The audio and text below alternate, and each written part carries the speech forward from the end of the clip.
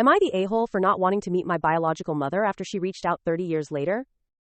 I, 30 female, was adopted when I was just a baby. My parents are amazing people who raised me with love and care, and I never really thought about my biological family growing up. My parents were open with me about my adoption, and while I was curious about my birth mom here and there, I was happy and felt complete in the family I had. However, last month I received a message on social media from a woman who claimed to be my biological mother. At first I thought it was a scam or someone playing a prank, but she sent me proof, my birth certificate, old hospital records, and even photos of me as a baby. She explained that she had been a teenager when she gave me up for adoption, and she was sorry she'd never reached out sooner.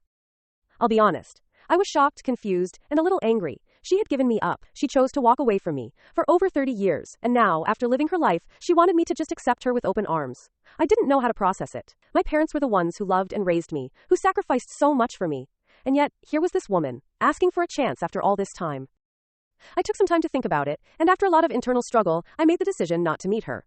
I didn't feel ready. I didn't want to share my life with someone who had walked away from me so easily. I felt like it was disrespectful to my adoptive parents, who had always been there for me. The emotional bond we have is irreplaceable, and I couldn't fathom how this woman could just waltz into my life after all these years. I sent her a message explaining my decision. I thanked her for reaching out but said that I wasn't ready to meet her and didn't think I'd ever be ready. She responded with a flood of messages, telling me how hurt she was, and that I was rejecting the one person who gave me life. She said that I was choosing to ignore the truth of my origin and that I'd regret this decision one day. Ever since, I've been feeling guilty. I love my parents, but what if I'm being too harsh?